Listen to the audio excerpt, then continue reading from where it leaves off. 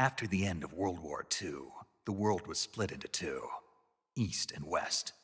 This marked the beginning of the era called the Cold War.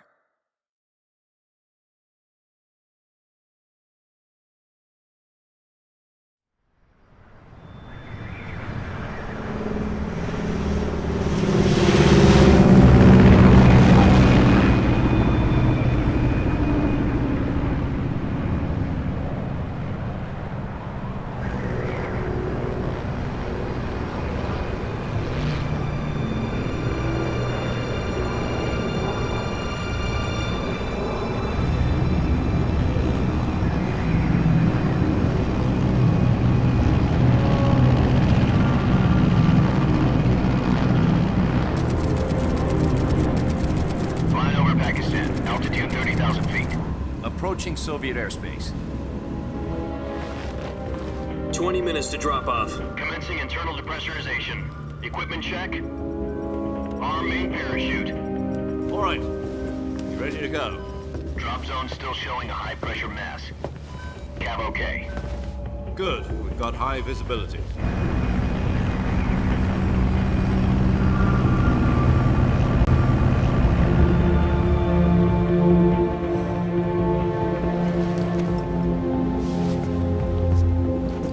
Put out that cigar. Connecting oxygen hose to interior connector.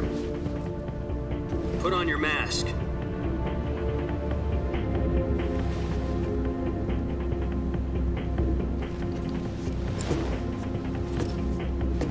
Does this panty waste know what he's doing? Approaching release point. 10 minutes to drop off. Hey, are you deaf? He said put out the cigar and put on your mask.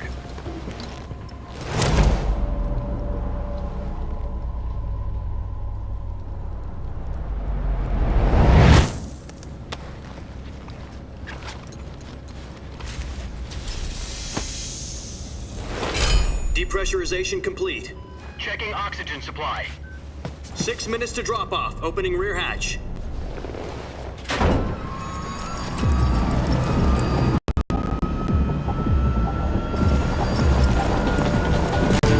Sunrise.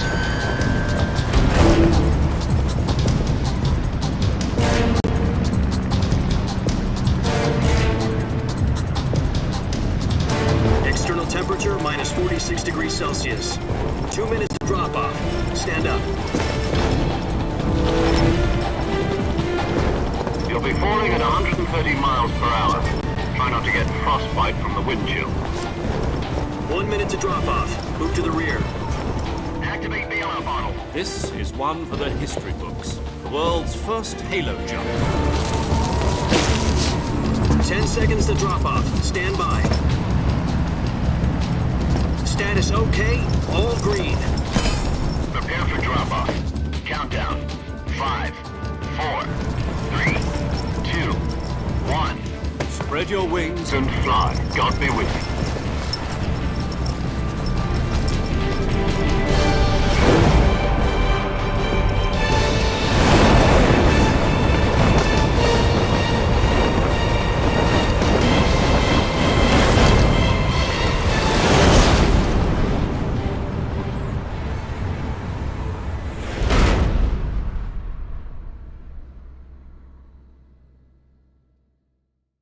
Jack, I've got some important news. The head of the CIA has finally given us the green light for the virtuous mission. Virtual mission? No, the virtuous mission. The future of our Fox unit depends on it. If it succeeds, we'll be officially organized into a unit. Virtuous mission? Sounds like some kind of initiation ritual. You know, don't get cocky. This isn't a training op. Right. So what exactly is this wonderful mission? Well, about 2 years ago, a certain Soviet scientist requested asylum in the West through one of our moles. His name is Nikolai Stepanovich Sokolov. He's head of the OKB 754 Design Bureau, one of the Soviets' top-secret weapon research facilities, and the East's foremost expert on weapons development. Sokolov? Isn't he that famous rocket scientist? The very same. On April the 12th, 1961, the Soviets achieved the first manned spaceflight in history. The Earth was blue, but there was no God. Well spoken. The rocket that carried Yuri Gagarin to orbit was the A-1, known as the Vostok rocket. Sokolov is said to be the man most responsible for the multi-engine cluster used in that rocket. After Gagarin's flight, Sokolov left rocket development to become the head of the newly established Design Bureau. From a lowly technician to head of a design bureau, that's quite a success story, so why'd he want to defect? It seems he'd become afraid of his own creations. Afraid? Call it a crisis of conscience.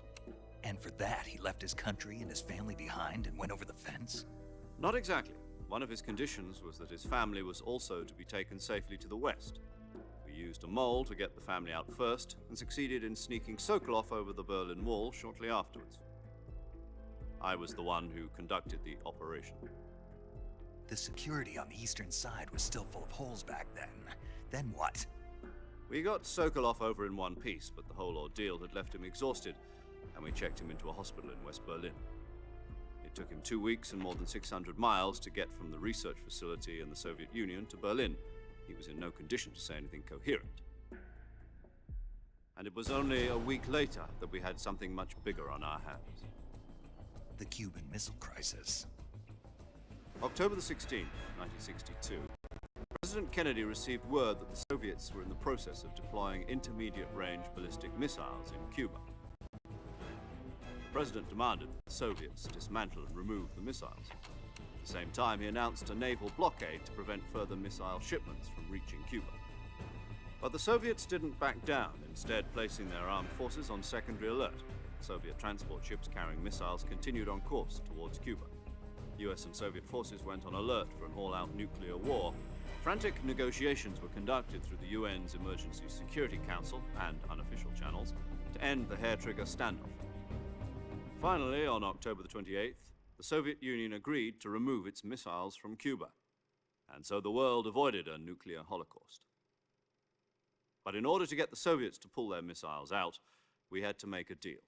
You mean the one where the US agreed to remove its IRBMs from Turkey? No.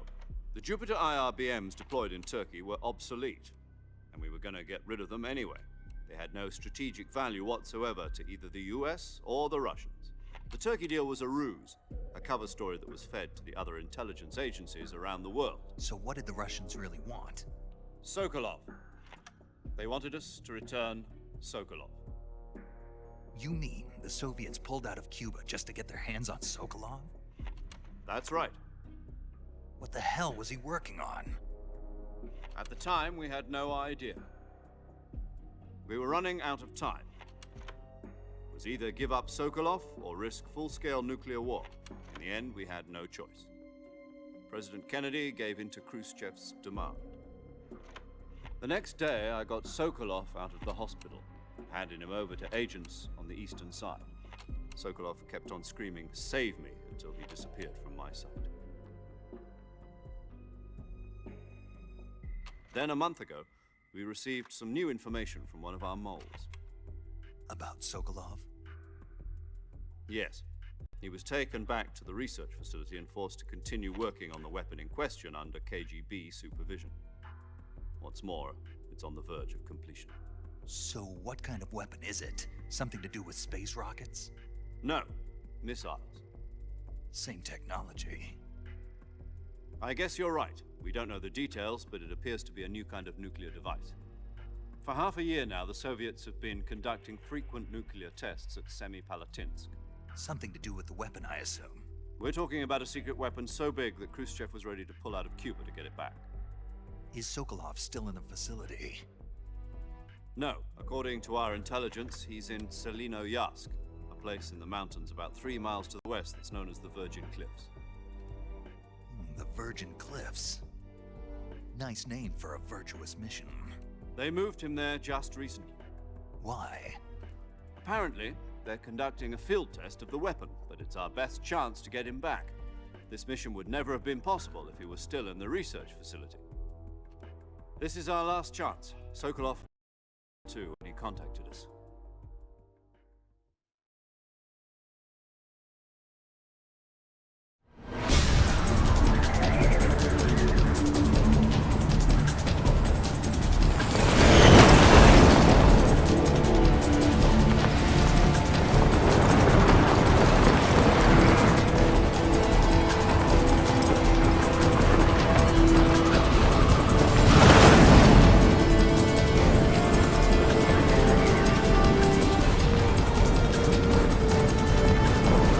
Listen up, Jack.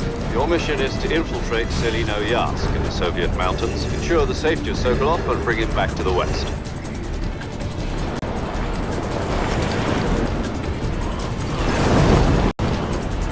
If we don't get Sokolov back before that weapon is complete, we'll be facing a major crisis.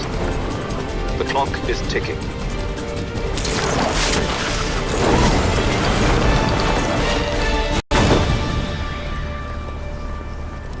Once we've confirmed the rescue of Sokolov, stand by at the recovery point.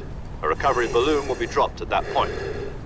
Helium will be pumped into the balloon to inflate it. The process takes about 20 minutes. Once it's complete, the gunship's arm will latch onto the balloon and pull it up. The Fulton surface-to-air recovery system.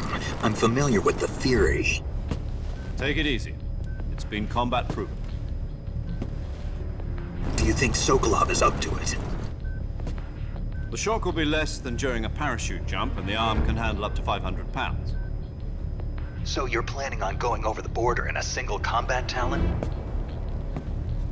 She's equipped with two 6-barrel 20mm Vulcan cannons, as well as two 40mm machine guns. Sounds like she could hold her own against a battalion of tanks. Even with the fuel in the reserve tank, we're facing a 4-hour time limit. If all goes well, it shouldn't take more than a few hours. Home in time for dinner. But if anything goes wrong, you'll be eating dinner, breakfast, and all the rest of your meals in the jungle.